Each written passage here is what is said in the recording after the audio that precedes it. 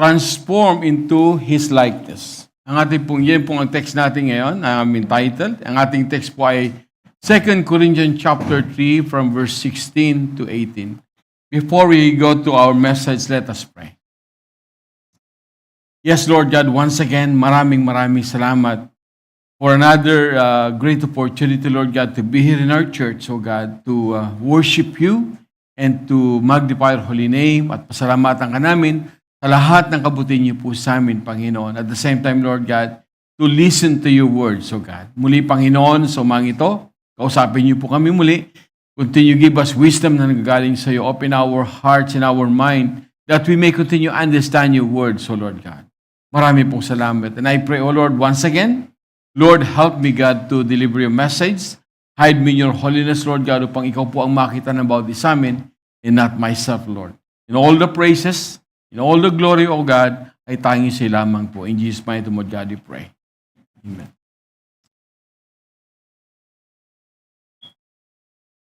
So ang ating pong text will be in 2 Corinthians chapter 3, verse 16 to 18. But whenever anyone turns to the Lord, the veil is taken away. Now, the Lord is the Spirit. And where the Spirit of the Lord is, there is freedom. And we all who with unveiled faces complete the Lord's glory are being transformed into His image with ever-increasing glory, which comes from the Lord, who is the Spirit. Ang pag-usapan po natin ngayon ay yung transform. Amen? I have some pictures here. If you notice in these pictures, maybe isa po tayo sa mga tao na we can say depressed, confused, lonely, or we have different kinds of, yan yung na-experience po natin that we are in a battle, okay? Or we are in agony. Or, especially nowadays, tingnan po natin sa mga news, there's a lot of people na talaga pong sometimes you could not imagine how these people i-survive, okay? Sa grabing yung mga na-experience sila. And also, there's a lot of people, they become very violent or sometimes mahantong po they kill themselves. At ang dami po, lalo po ngayon, dahil we are exposed in social media, marami po tayong makikitang iba't ibang klaseng senaryo. Okay? And now we're going to talk about what is our situation before God. And ano ba ako? Is it I'm okay?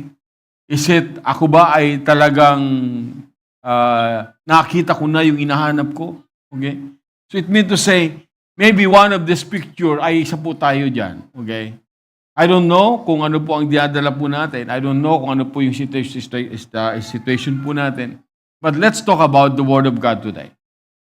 Sabi nito ng ating text, sabi nito, but whenever anyone turns to the Lord, the veil is taken away.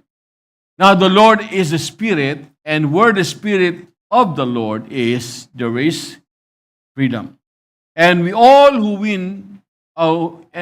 with unveiled faces complete the Lord's glory are being transformed into His image with ever-increasing glory which come from the Lord who is the Spirit. I'd like to expound this passage, ito pong passage na to. Sabi nito, but whoever anyone turns to the Lord, the veil is taken away. Ang sino man daw lumapit kay Lord or tinanggap mo ang ating Panginoon. And by the way, in this passage, you remember the Old Testament, when Moses went to the Mount of Sinai, you remember that? When he went down, siya po ay nagliliwanag. Nagliliwanag, it's like a fluorescent or something. Literally, siguro nakikita ng mga Israelita that Moses is shining Kaya ang nangyari ngayon, hindi sila makatingin kay Moses. Okay? You know why? Because on the time, Moses was filled with the presence of God. At yung po mga Israelita, they know that they are sinners. So they could not see Moses, their face, or something like that. Ngayon, ito po ay may meaning po ito spiritually sa buhay po natin ngayon. Una, tingnan po natin, but whenever anyone turns to the Lord, the veil is taken away. Ang sino man daw lumapit sa Panginoon, yung veil na yon, or yung takip sa kanyang mukha, tatanggalin. Ito muna, we don't have any veil. Wala naman tayong veil, you know what? Spiritually, we have, mga kapatid. Spiritually, we have veil, especially those who did not yet experience the power of God. Okay? Ngayon sabi nito, verse 17, I highlight this, now the Lord is the Spirit. Ang Diyos daw ay Espiritu. Okay? The Holy Spirit. And where the Spirit of the Lord is, there is freedom. Ang ibig sabihin, ang Diyos ay Espiritu na kahit saan pwede kang baguhin ng Panginoon. That's why I showed you this picture that maybe one of you or one of us same like this, maybe meron tayong mga na inaharap na problema. But yung mga kapatid, sinasabi po rito, now the Lord is Spirit, and where the Spirit of the Lord is, there is freedom. Palalayain tayo ng Diyos doon sa anumang pagkakabihag niya yan. Number one po ng problema ng tao, we are conquered by Satan or the bad spirit. That's why there's a lot of people suffering from many things. Ngayon sinasabi po dito, ang sino mang lumapit kay Lord, okay, sabi niyo, palalayain niya tayo. And sabi nito, and He will, and we all, who with unveiled faces, yung po mga tinanggalan ng Diyos ng takip, sabi niyo to, complete the Lord's glory, are being in transformed into His image with ever-increasing glory, which comes from the Lord, who is the Spirit. Narinig po natin kanina yung devotion ni Teresa, no? Very, very accurate po na it is linked with our message today. You know, si Nicodemo po, he is one of a very good example also. Siya po ay isa pong priest, high priest we can say. And because he want to know Jesus Christ, what was happened? He went to the Lord Jesus Christ in evening para hindi po siya ma-expose sa mga tao. Sikreto, okay? Sikretong pumunta sa bahay ng ating Panginoon. Then he want to know about the Lord Jesus Christ. And yun direct to the point na sabi ng Panginoon, you will not see the kingdom of God unless you are born again. And you will not enter the kingdom of God unless you're born again. Sabi ni Nicodemo, teka, Lord, ang laki ko na to. Can I enter to my mother womb again and to be born again? Or to be birthed again? Sabi ng ating Panginoon, guru ka pa naman. You did not understand what I'm saying. Alam niyo po mga kapatid, yan yung problema ng mga tao ngayon. They are so very, we can say, smart when it comes to, they are professional, we can say, pero pagdating po sa Word of God, zero. Okay? They don't know what is the Word of God is. Tingnan po natin, no? Ang sinasabi rito, if you want to be free from the bondage of Satan, we need Jesus Christ. Let the Holy Spirit dwell in our life para baguhin tayo ng ating Panginoon. Ano man po yung nararanasan po natin, ano man po yung mga na-experience po natin, whatever it is, okay? Na talagang pinahihirapan tayo, okay? The solution, the answer is the Lord. Amen? Ang saya po ng Ezekiel chapter 36, verse 26 to 27. I will give you a new heart and put a new spirit in you. I will remove from you your heart of stone and give you a heart of flesh. And I will put my spirit, tingnan natin yung verse 27. And I will put my spirit in you and move you to follow my decrees and be careful to keep my law. Similarity rin po yun yung sinabi po yung binasa po natin kayo sa Corinthians. Okay? Ang sabi ng Panginoon, hindi po tayo pupunta ng hospital to change our heart. Okay? Yung doktor, bubuksan yung ating dibdib, bibigyan tayo ng panibagong puso. No. Yung puso po na marumi, amen? Yung puso po na makasalanan, yung puso na hindi sumusunod sa Diyos, ang gagawin ng Panginoon, anak, bibigyan kita ng panibagong puso. The heart that will follow me, yun ang gusto ng Panginoon. At sabi niya, para ikaw ay sumunod sa akin, you can follow me because I will put my spirit in you. Verse 27, and I will put my spirit in you. Kaya po mga kapatid, ang tao kapag walang Holy Spirit ng Diyos, impossible to follow God. Impossible to follow God. Okay? So if we want to be changed completely, if we want to experience the power of God, we need the power of the Holy Spirit in our life. Sabi nito, and I will put my spirit in you, and you will follow my decrees, and be careful to keep my laws. The same po yung 2 Corinthians 5:17. Sabi ni Paul, therefore, if anyone is in Christ, ang sino man daw nakipag-isa kay Kristo. Amen? Ang sino mang tumanggap kay Kristo, if you receive Christ in your life as your Lord God and Savior of life, you will have a new life. It's the same of what Ezekiel 36 verse 26 to 27 says. Okay? I like, last time, nagkwentuhan po kami ni Brother Kit, Brother Kit, I like his also testimony, Siya po ay hindi white, Brad? Hindi po siya white sheep. Black sheep pala to si Brother Kit, And he has a lot of bad experience before he meet the Lord. Okay? Ano po siya? Brad? Run away from his family. Ayaw niya umuwi. Ayaw niya sa pamilya niya kung saan siya napunta. And ika nga, pag ganyan po ang buhay mo, it look like you are, isa kang tupad na ligaw na anytime pwede kang mapahamak. And it has happened to him that almost he died dahil sa kanyang, yung pagiging matigas. But one day, the Lord called him. I remember also Brother Bon, si Bonbon, kapatid ni Stemay. Before he met the Lord, alam niyo po, he was also a drug addict. Okay?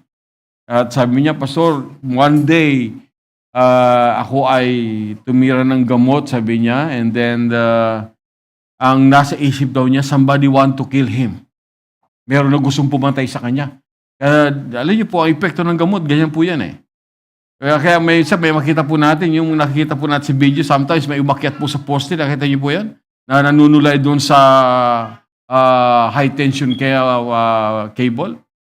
At yan po yung mga epekto ng gamot. Ito po si Bon one day, sabi niya, Pastor, one day I took drugs, sabi niya, parang may gustong pumatay sa akin. Takbo daw siya ng takbo kung saan-saan. At nakarating daw po sa palayan. At talagang punong-puno na po siya ng putik hanggang nakapasok daw po siyang bahay na kung saan yung isa sa kamag-anak niya hanggang sa nalaski po siya.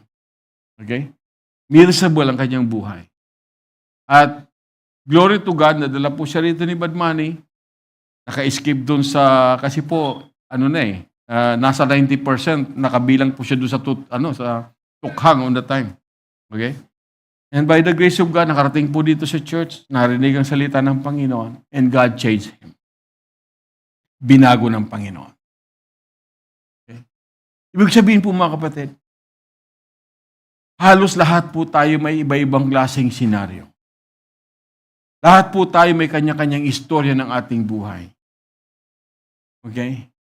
And if we want to experience the power of God, mga kapatid, Pastor, I want to experience the goodness of God in my life. Kapatid, ang sinasabi po ng Word of God, Jesus is the answer. The Lord is the answer. Hindi po yung nabanggit ni Pastor Oliver kanina, It's not because of religion ni Pastor Charles.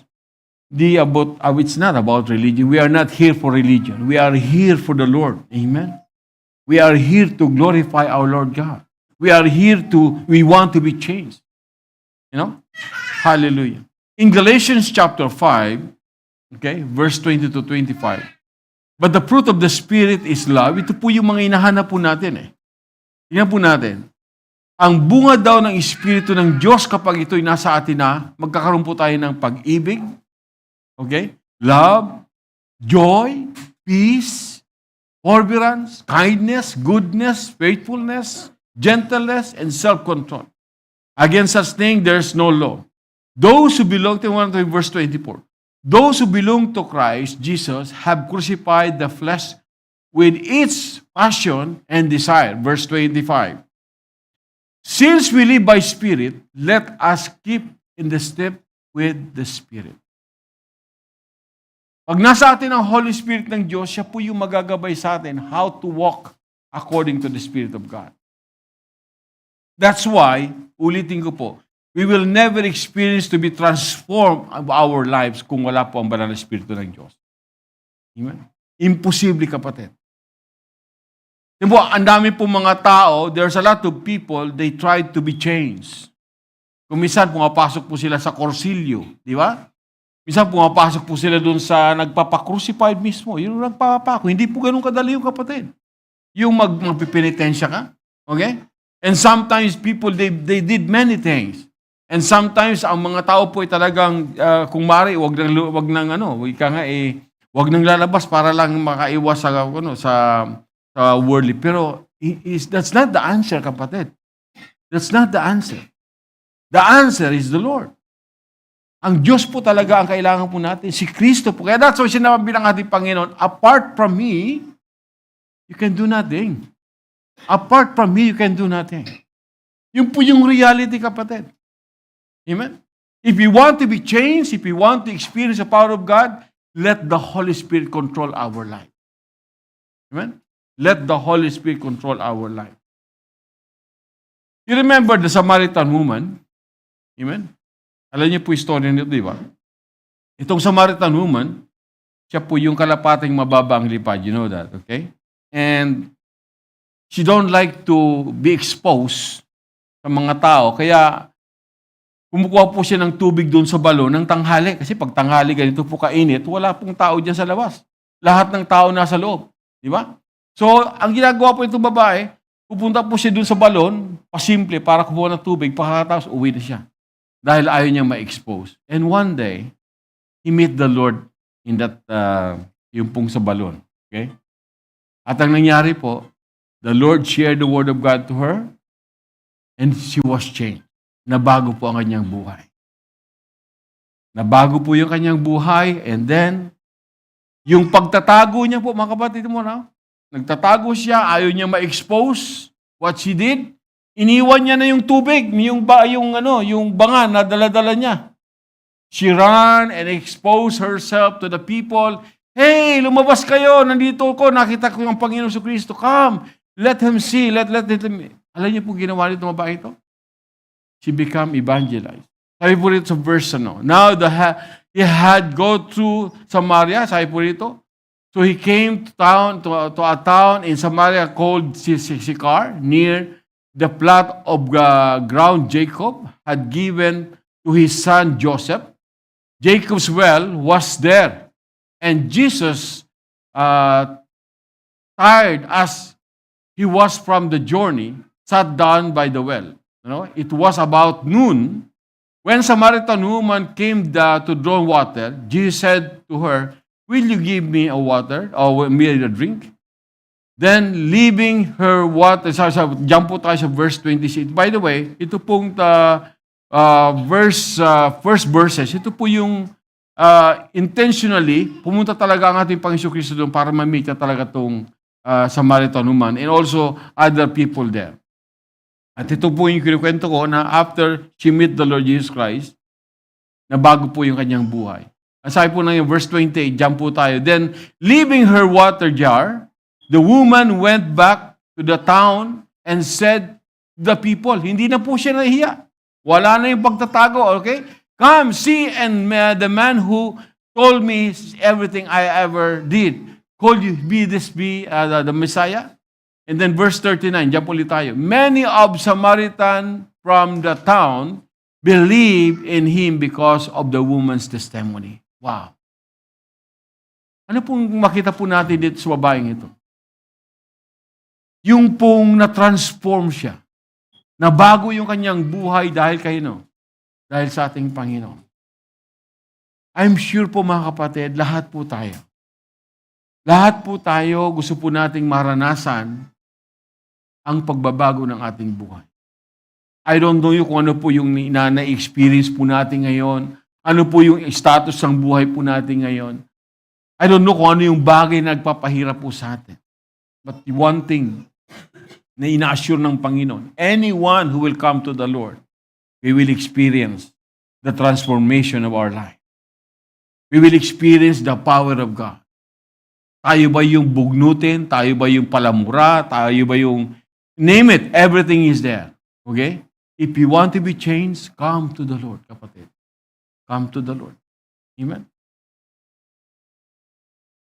Last Tuesday, we discussed about the parable. Si Sister Bea po ang aming moderator last time. Ano? Nabot po kami ng 2 oras dahil po ito sa 1 oras yata. Okay? And I love this passage, yung the parable of the sower. Ang parable of the sower, may 4 pong klase ng puso ng tao. Okay? Yung unang puso ng tao ay katulad ng kalsada. Okay? Pangalawang puso ng tao ay mabato pero may kaunting lupa. Okay? Pangatlong puso ng tao ay katulad ng lupa na maraming dawag, maraming mga damo. Okay? Pang-4 po yung mataba. We are cultivated, walang damo at tinaniman po maraming bunga. Ngayon, ito pong pangalawa, wag na po natin isama yung puso na kagaya ng pangkalsada. Talagang ispalto po yan, semento, wala talaga. Pag nagyan mo ng seeds yan, sabi nga tutukain lang ng ibon. Okay? Pag-usapan po natin yung rocky ground at yung ground na maraming thorns. Yung maraming, damo. Okay? When I'm still young, nung bata pa ako, siguro mga 8 years old pa lang ako, may problema po ko sa yung dugo ko. Parang namumutla ako. Parang ganun. Sabi ng mama ko, doon ka nga sa lola mo sa bundok tumira para ma-exercise. Okay? Para mawala yung pagiging pamumutla ko daw, sabi niya. So I stayed in my lola for almost a year siguro. Then I observed doon sa kanilang lupa, meron po silang lupain na pinagtataniman. Ang problema po, yung isang lugar, marami pong bato. Mabato. Okay? So, pag tinataniman po nila, saglit lang, hindi siya effective. At doon naman sa kabila, marami namang gugon. Yung gugon, mahirap nung taniman. So what they did, tinanggal po nila, pinagtiyagaan po nilang tanggalin yung mga bato. Okay? Hanggang na naging maayos. At yung kabila naman po, pinagtiyagaan po nilang tanggalin yung mga gugon. You know what? After some time, dahil doon po ko tumira almost a year, tuwing umaga po, sarap utusan kami, sige, kuha kayo ng almusal natin. Halimbawa, gusto namin kumain ng mais. O, punta kayo doon. Mga mais, kukuha kami. Ang lalaki. At sweet corn po yun. Bukas naman, almusal natin, kamote. Punta kayo doon sa kabila. Kamote naman. Ganyan po di ba sa bundok, di ba ganyan? And a lot of different kinds of vegetables. Tuwing tanghali, iba't ibang ulam namin. Pero palagi may gata. Ginataan pala. Alam, sa Bicol, ganyan Okay? Ginataang whatever vegetables. Araw-araw po yan. But what I noticed was, ang lupa pala, kahit maraming bato, pag tinanggal mo yung mga bato, mapapakinabangan mo pa rin. Amen? At ang lupa pala, na kahit maraming dawag, pag nilinis mo yan, mapapakinabangan, mayroon pa rin tutubo at mapapakinabangan. Mga kapatid, the same with our heart.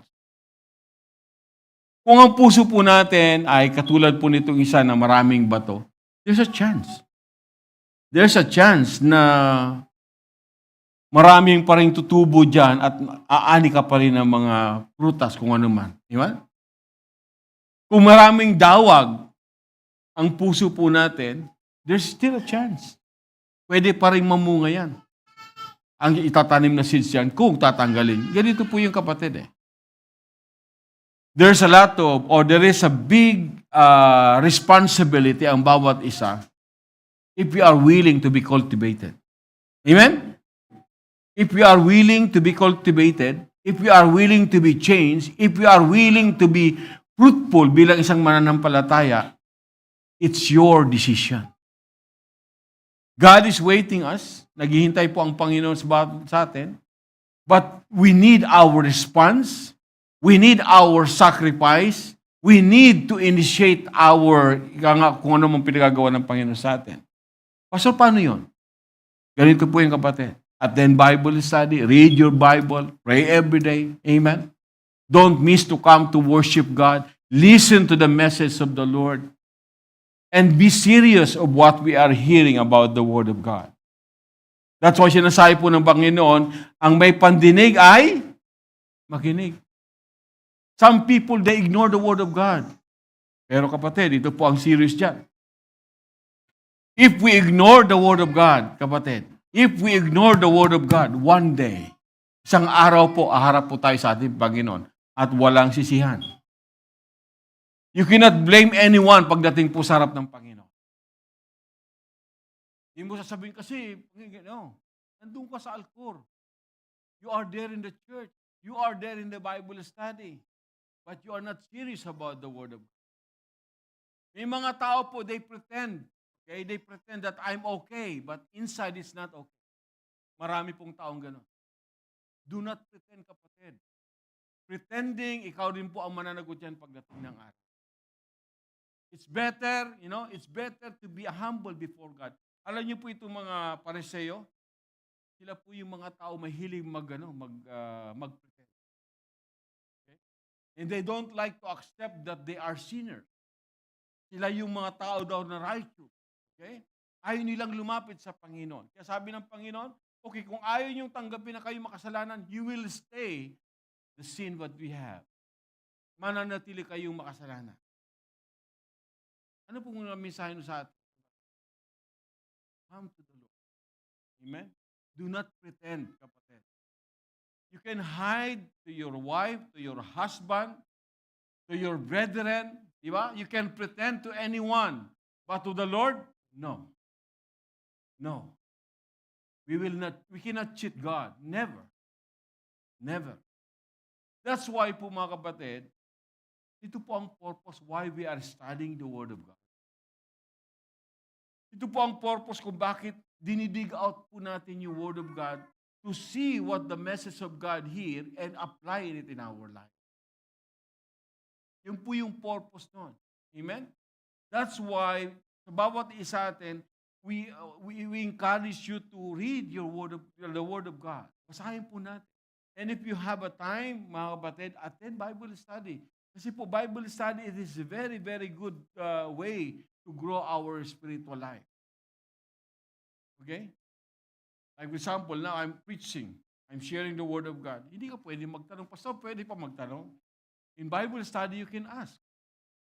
But in preaching, you cannot because I have a limited time. Amen? And also Bible study, you can share what you want also. That's part of our growth spiritual. Amen? That's why po mga kapatid, do not pretend, please. Do not pretend because one day, ikaw po ang mananagot. Amen? In Ephesians chapter 5, verse 8 to 13, ito po ang buhay po natin. No? For you were once darkness, but now you are light in the Lord. Live as a children of light. Sabi nito, for the fruit of the light consistent in all goodness, righteousness, and truth. And find out, sabi itong verse 10, and find out what pleases the Lord. Ano po yung verse 10? And find out what pleases the Lord. Tingnan po natin, hanapin daw po natin kung ano yung magiging kagalakan ng ating Panginoon. Amen? Paano natin mapapasaya ang ating Diyos? Like what we are doing now. We are here in our church worshiping God because worshiping the Lord is number one important. Kaya makita po natin sa Ten Commandments, inutos ang Panginoon, I give you 6 days to work, 1 day for me. Di ba? Compulsory po yun. Hanggang ngayon, effective pa rin yan, mga kapatid.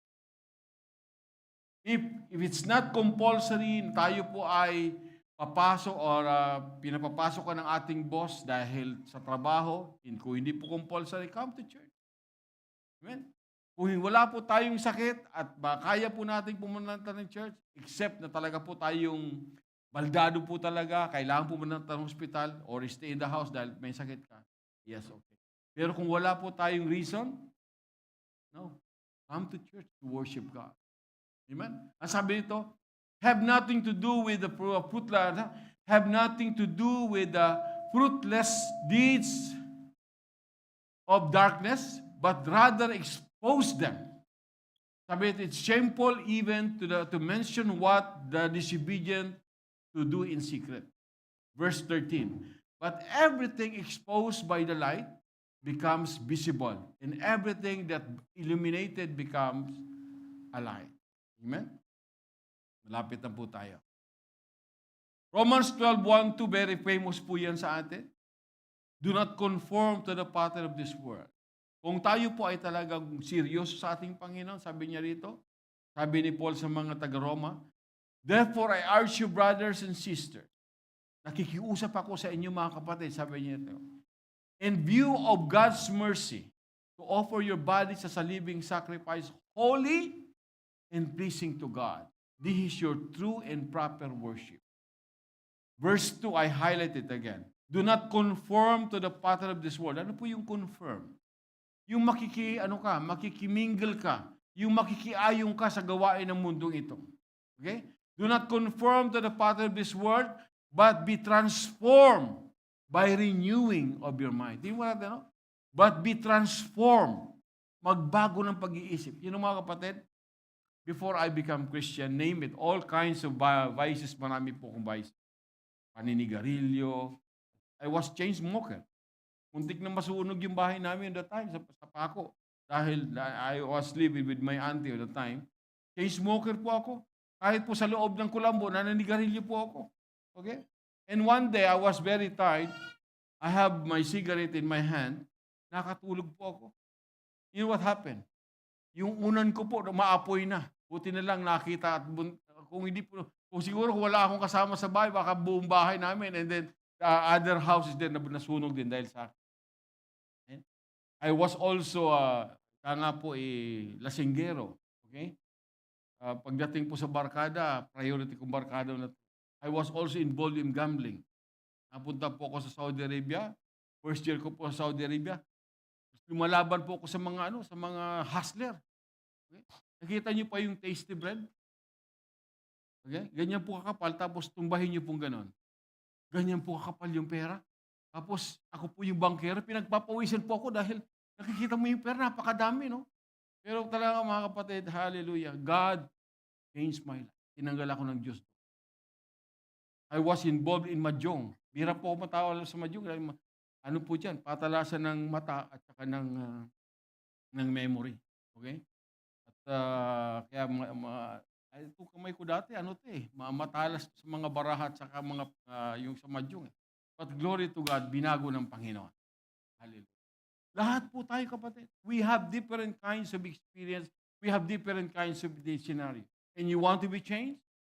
God is the answer. Ang Panginoon po ang pwede sumagot. Amen? Sabi nito na, do not conform to the pattern of this world, but be transformed. Sabi ito, but be transformed by renewing of your mind. Yung ating kaisipan na ang focus ay kamunduhan, babaguhin tayo ng Panginoon dyan. Then, sabi nito, then you will be able to test and approve what God's will is His good, pleasing, and perfect. Yun pong gusto ng Panginoon sa buhay po natin. In 1 Peter chapter 2, verse 19-12, sabi dito, but you are a chosen people. Yung po nakakasarap pakinggan no? Tayo ay mga pinili ng Diyos. You are a chosen people, a royal priesthood, holy nation, God's special preposition that you may declare the praise of Him who called you out of the darkness into His wonderful light. Tinawag tayo ng Diyos mula sa kadiliman tungo sa liwanag. Ang Diyos po ang gumawa noon. Amen? Ang sabi rito, once you are not a people, but now you are the people of God. Hallelujah. Yung ginawa ng Panginoon sa atin, sobra-sobra po talaga po yan. And then, once you had not received mercy, but now you have received mercy. Dear friends, sabi rito ni Peter, I urge you, as foreigners and exile, to abstain from sinful desires which wage war against your soul. Ano po ibig sabihin ng verse 11? Sabi niya, mga kapatid, nakikiusap ako sa inyo, sabi niya rito, bilang isang foreigner. Ano yung foreigner? Hindi po talaga tayo tagalupa eh. Ang ating pong bayan ay langit. Amen? Temporary lang po tayo dito. After few years, patay na, wala na. Physically, we will be vanished. Babalik tayo sa ground. Pero ang importante po yung ating soul. Ngayon, bilang isang mananampalataya sa ito, to abstain from sinful desire. Ano po abstain? Run away from the sinful nature. You know? Which wage war against your soul. Yun yung kalaban po ng ating kaluluwa eh. Ano? Yung kamunduhan. Live such good, sabi ng verse 12, lives among the pagans that though may accuse you or doing wrong, they may see your good deeds and glorify God the day He visit us. Ayun sabihin nun. Okay. May mga kasama po tayong hindi believers, di ba? Either sa bahay, maybe even our family. But, being as a believers of God, show to them. Ipakita daw po natin sa kanila na tayo ay iba. Amen? I-prove daw po natin sa kanila na tayo ay anak ng Diyos. Amen? Yun ang po ibig sabihin. Yun, nakakahiya po kung tayo po yung mananampalataya, tapos game yung mga kasama mo, game ka din. Oh. Okay? Pag tagayan niya rin, di ba? Hindi po ganun kapatid. Dapat makita nila na iba-iba po tayo. Amen? Sabi ko malapit na. Ito, conclusion na po tayo. Ephesians 5 verse 14 to 18, sabi dito, wake up, sleep, rise from the dead, and Christ will shine on you. Hindi po yung patay na physical. Ibig sabihin diyan yung bilang isang mananampalataya, kung tayo po ay medyo andap-andap, kung tayo po ay, ano ba tawag gano'n? Ihina-hina bilang isang mananampalataya. Kapatid, gising na, tama na. Yung ibig sabihin ni Paul dyan. Okay? Wake up, sabi dito. Sabi dito, be careful then how you live. Not as unwise, but as wise. Ano po ibig sabihin nun? Gamitin din po natin yung common sense natin. Nakita mo na yung mga kasama gumagawa ng kasalanan, takbo na. Run away. Huwag ka na makisama dyan. Okay? Alam mo na delikado ka, di ba? Ano po yung ginawa ni Joseph, asawa ni Potiphar? Ha? Asawa ni Potiphar dahil si Joseph gwapo eh. Parang ako yun eh. Natukso yung asawa ni Potiphar. Sabi niya, si Joseph talagang gwapo talaga. Ginawa niya, pinaalis niya muna yung katulong. Silang dalawa lang ngayon. Naghubot-hubad po si yung asawa ni Potiphar. Tinutukso si Joseph. But Joseph, he has a fear to God. Diba? Po sa Panginoon, and he knows na mayroon pong punishment. Ang ginawa ni Joseph, run! Takbo na! Hindi pa palapit kapatid, ha? Palayo! Amen? Takbo na! At ang niyo po nakita natin po mga kapatid. Lalo siya pinagpala ng Panginoon. Kaya ito po siya, be careful then how you live. Not as unwise, but as wise. Making the most of every opportunity because the days are, ngayon po yan, nangyayari na po yan. The days are evil. Pasama ng pasama ang mundo ngayon, kapatid. Grabe na. We are in the last days now. Nandito na po tayo sa mga huling araw. One day we will face God. One day, rapture will come. And that's why we be careful. Therefore, sabi dito sa verse 17, therefore, do not be foolish. Ano ibig sabihin, do not be foolish? Huwag daw po tayong maging mangmang. Gamitin po natin ang ating isipan. Amen? Huwag po nating pababayaan yung ating buhay. But understand what the Lord's will is. Amen? Very clear po yan. Do not get drunk on wine which lead to debauchery. Instead, be filled with the Holy Spirit of God. Ang tanong ko po mga kapatid, kumusta ang ating buhay? Tayo po ba yung isa doon sa mga picture na we face different kinds of bad experience in our life? Alam niyo po ang sagot yung kapatid?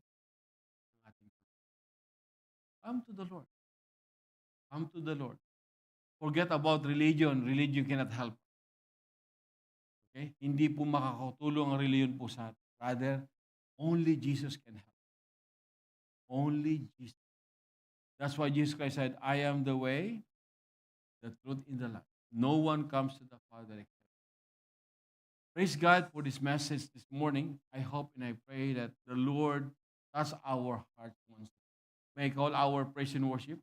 Let's sing the song, yung pong ating inawit kanina, yung huling kanta natin before we pray. Amen. And I'd like to acknowledge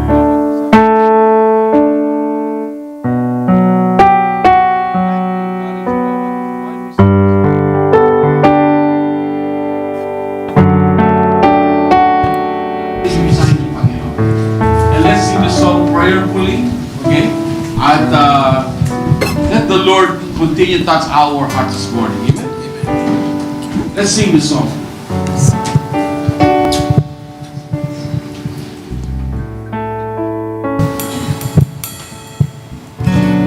The atmosphere is changing. I feel it in my bones.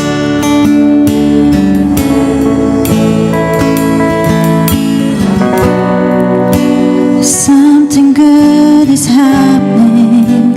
Your power and the unknown.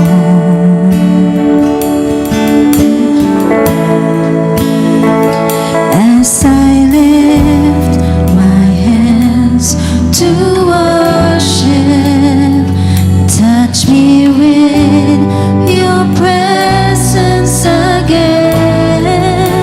Saturate this place, Holy Spirit. Feel the air I breathe, move in me. Show me your glory, power and majesty. Spirit, come and have your way. Come have your way. Come have your way, Lord God. Let's sing it again.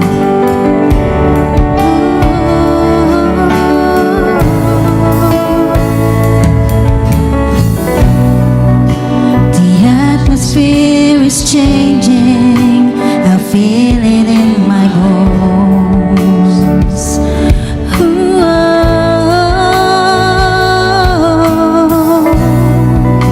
Something good is happening. Your power and the unknown. Yes, Lord God. As we lift our hands, O Lord. As I lift my hands to worship, touch me with your presence again. Saturate this place, Holy Spirit. Feel the air I breathe, move in me.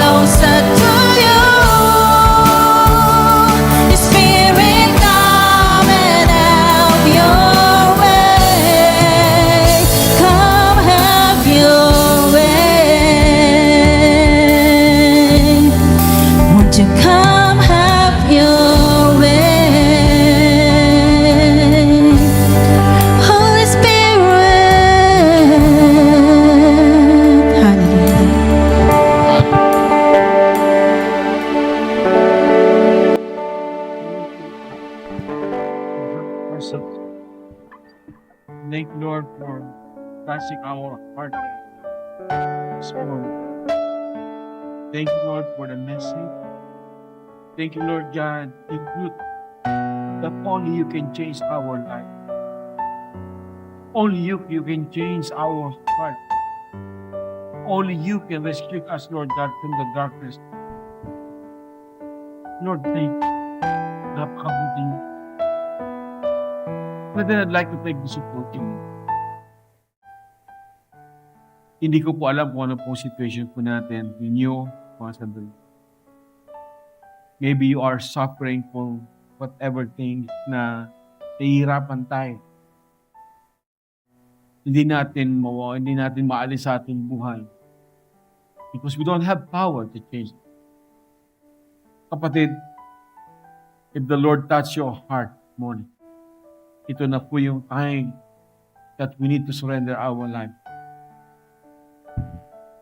Let the Holy Spirit dwell in our lives and to change us, to transform us upang magawa natin yung mga pinagagawa ng Panginoon according to His will, according to His.